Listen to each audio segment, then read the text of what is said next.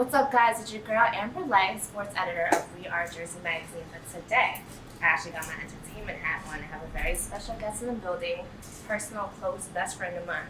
Started out from the bottom, now we're here. Tyler Prince. Check it out.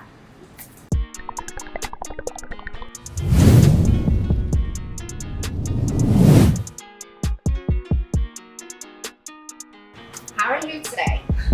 I'm doing good. Thank you for having me. Of course. So, you grew up in Jersey. You went to, so it's funny because you went to, where'd you go? St. Joe's High School? St. Joe's High School. I'll give you a backstory on me and him, right? He's become my best friend. Mind you, my mother was the cafeteria lady. And so when I showed her your picture, because when I had just first met you, she's like, I know him. I'm like, how the fuck you know him? And she's like, yo, he's that boy that goes to school. I was just like, oh shit. I was like, great though, because she does work there. Mm-hmm. But I always like to give a background story as to who I interview, how I know them, if I know them. But me and you did start out trying to enter the entertainment industry together. Yes. Tell me how that started and how it's going now. Of course. So I think when we first met, I remember it was like, at some club or whatnot in like Broadway. And at that time, I was just jumping into the music industry. At the time, I was working with an artist, no longer working with him, but was working with this artist, and literally, I think it was his first show.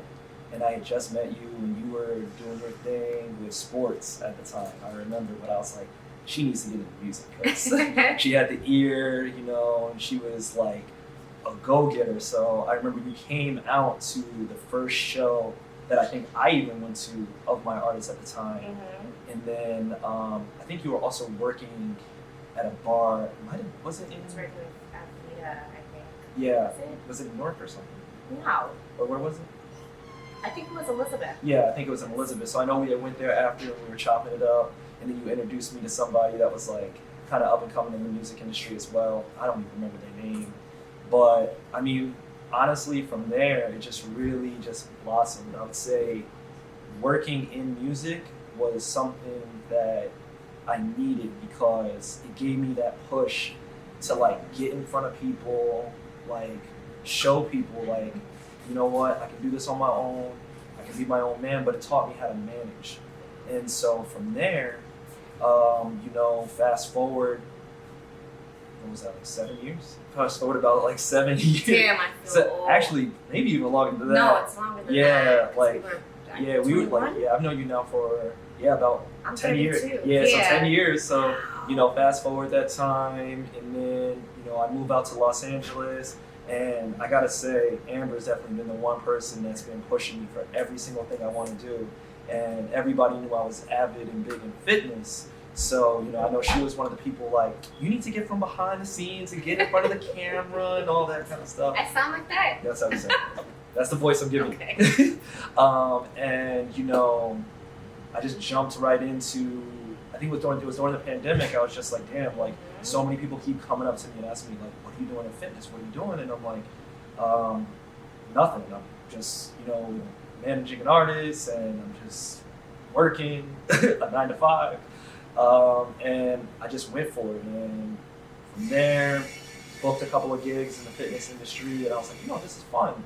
And someone just randomly was just like, you act like, you look good on camera in this commercial, like you act. And from there, just jumped into acting. And it really wasn't until me and my artist ended up not working together, I realized, I think this is really my passion. I think this is what God really put this part in my life for, the music part. So it's like, I taught myself how to manage myself, how to carry myself in front of big name people, how to open doors for myself, and I just was able to navigate. And now, just kind of got into like the fit modeling industry, done a couple projects in the acting world, and here we are. And I'm so you blown up. proud of you. I have done, for the past couple years, I've always told you, like, yo, you need to get from behind that goddamn camera and get in the front, stop doing behind the scenes shit. And I don't know if you remember, but remember I was trying to quit Yeah.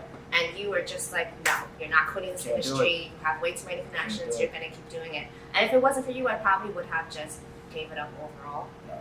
But I was just like, you know what? He's right. I took a break from it, but I didn't quit. And then I came back probably like a couple months later. But you were just recently featured on a Nike billboard. Yeah. How was that? That was probably one of my coolest experiences. When I got into this, I always said the goal was to get a Nike shoe, and after that, you can be done.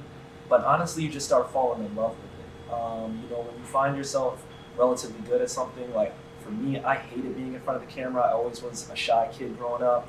I never liked to be in front of like people, in front of any type of camera. Very big behind the scenes. And as I got older, I started finding my voice. I started finding what my passion is. And, you know, and when I got the call back from Nike, it was funny because I applied for Nike, different Nike shoots, never got them. But this was one for like back to school, and I'm 31 years old, and I'm like, so you gonna have me be a 31-year-old, 18-year-old? So, you know, I had to shave and everything like that. And the guy that put the shoot together, one of the producers on the shoot, he actually shot me a text, and he was just like, hey, go to Nike.com right now, click on men's, and he's like, you're the face of the men's site right now. So that was really cool, like to see myself like there, like catching a football, playing running back, stuff like that. So it's like really been a great experience. And on top of that, he loves Nike, loves sports as well. So I always say, you love Adidas too if they go cut the check. I love Adidas. I'm always wearing Adidas. You are. But my thing with you is like everything just fell into place as soon as some other things fell apart. And I always, a part of me always felt like this is what you're destined to do here, because you were just recently on one of the #1 documentary series on Netflix with the biggest the biggest show in Netflix history. Tell us about that experience. Of course. So what role did you play? So you will see me in episode 9. I play an inmate in the chapel scene when he gets stabbed. So honestly, that was God. I remember I applied for the role, probably the fastest I ever heard back for any type of role. Had to submit a couple pictures, and they're like, okay, you're just gonna be, you know, in background as an inmate. And I'm like, hey, cool. And I show up, and it was at a prison, probably like an hour outside of Los Angeles, like real far, like not far into the valley, but in the valley, the same place they actually shot Hancock at. So, you know, when I show up, you know, it probably was at least like 40 to 60 guys all doing the same thing.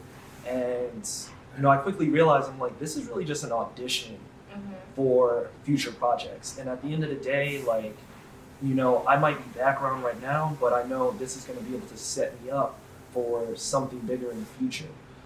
So we shot, I think, 3 scenes that day, and everybody was complaining, like, because we were staying a little bit overtime, and I'm like, I'm already out here. Like, forget this. And I ended up actually getting picked for that scene. They actually only chose 10 of us. So I was just, you know, I was ready to work. Like, you know what I mean? So when they picked us, I just sat down, honestly, like, and I realized the stand-in for Evan Peters is sitting right there, and I'm like, oh shit, I'm like in the scene. So the AD actually comes over to me, and he's like, listen, like, you know, you're gonna be a big part of the scene. And they were like, hey, you know, you just need to act scared or whatever. Like when you get stabbed, like, you know, you just saw a man get stabbed in front of you. So I'm just like, okay. So it's funny because I had a bunch of friends hit me up after they saw it, and they were like, hey, did anyone tell you to do that? I was like, no, I just naturally did that. And they were like, man, I actually thought you were the one that ended up was gonna do something. So I'm not like too pivotal, but I mean, I do all my own stunts. When you see me jump over that chair, that was all me.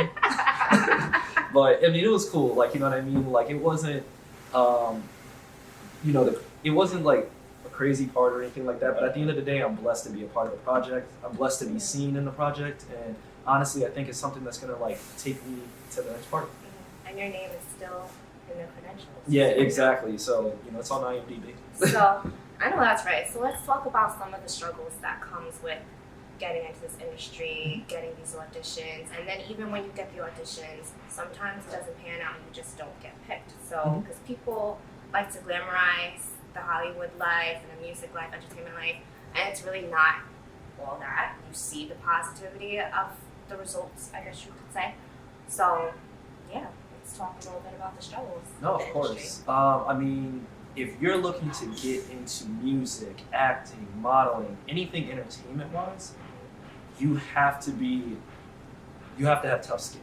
Yeah. When I got into music, I always thought it's gonna be so easy, and I quickly realized it's not. You know, it's a lot of money that you need to put into it, but it's really about having faith. It's really about enjoying the journey. It's about turning negative into positive, and that's really my whole motto. Is you got to be able to find the positive in every single situation. You know, a lot of people always ask me, how do you maintain being so positive? And I'm like, honestly, every bad thing that's happened to me, I watched positivity come from. You know what I mean? So it's really just a waiting game. And sometimes things just aren't meant for you. You know what I mean? Like, you got to be able to pick your moment, and you can never look at anything as a loss. It's always a lesson. You know, there was times where when I was doing the music, we've gotten scammed, and at the time I was making little to no money, and I remember someone scammed us out of $1,000. It wasn't even a true scam. It was a real opportunity, and then, you know, the opportunity fell through, and the guy was just like, wait, I don't even have to give these guys their money back. And at the time, you know, I was so discouraged, and I was like, damn, like, how can we get our money back? How can we make this opportunity? But we quickly saw better opportunities arise. My favorite story to tell is the first time we went down to South by Southwest. We got scammed at $400, and we were told we were going to be put on all these different shows. Woman kept giving us the runaround, but the positivity in that was we wouldn't have came down to South by if it wasn't for that situation. In that, what ended up happening was we're hanging out with Post Malone, Lil Uzi, Fetty Wap, all these dudes before they really blew up. And I remember I used to have like full-blown conversations with Dre London, and now he's one of the biggest managers in the world. You know what I mean? And I can always take those stories with me. And that's the thing, it's just having fun with it. You know, I don't know where my story is going to end, but if it ended tomorrow, I can tell people I did this. I went for it, I tried it. And sometimes that's it. Like, you know what I mean? Like, it's more than what most people can say. Like, you know, everything stops tomorrow. I can say, well, I was seen on Netflix. I was in the biggest show in Netflix history, or, you know what I mean? I was hanging out with such and such. So, you know, it just really is about what you want your story to tell, and just staying positive. He was on Nike billboards in this bitch. That part. So speaking of your story and the end of it, I always like to ask the question, what do you want your legacy to be? Positively aside, what are the footprints that you want to leave in somebody's life? Whether it's a fan, a friend, family, colleague. Honestly, I want that legacy to say he tried. You know what I mean? He wasn't afraid to try something new. For me, I was blessed to have parents in my life that always told me you can do all things through Christ that gives me strength. But I also have friends that, you know, never had that positive influence in their life. You know, they never had someone behind them to push them into doing more, into being anything that they saying, you know, you can't, or you can't do this, or it's not possible. I never had that experience. So, you know, I want to be that person to let, you know, the people behind me, you know, no matter who they are, you know, you can do anything in this world. Because at the end of the day, you know, Jay-Z didn't wake up one morning with $1 billion in his bank account. He became Jay-Z. So you can't tell me Tyler Prince can't do the same thing, whether it's in acting, modeling, music, whatever it is I put my mind to. So. And you do such a good job here. So we have very small circles, and your circle always determines who you are, where you end up, and that's why people are just like, you surround yourself with greatness. You surround yourself with friends that become family, that actually believe in you. And testament to what you're saying, the footprints you left in my life, we've been best friends for so long. And you, every time I wanted to give up, you were the main one telling me no. When I didn't have fucking money for bills, this one fucking held it down until I could pay him back. Like, little shit like you do that for, not even for me, but you do that for so many people, and I've seen you do it. And I'm so happy to see that you're so blessed right now, despite this crazy ass world we're in. You're just so blessed, and I'm so happy to see your growth. I'm so happy that you're managing yourself and you're investing that energy into yourself. Like, I'm so proud of you, because I know it was hard to take that jump, because you were very hesitant on it for like a couple years. Now, I know you moved to Cali and you left me to go to LA, but what does being from Jersey mean to you? I mean, only the strong come from Jersey. So, you know what I mean? There is a big difference between, you know, there's this like New York state of mind, that Jersey state of mind. There's a grit I feel that we have. Maybe it's because we have these cold ass winters. I don't know. But there's a grit that we have. And honestly, it's like the moment I moved out to LA, I just found it a little bit easier to kind of like walk around, because I'm like, damn, like people are really, yeah, like, you know what I mean? Like, I love LA because like everyone is so creative and you have so many people chasing the dream there. Where I feel like here it's a little bit more structured, everyone's more focused on the 9 to 5.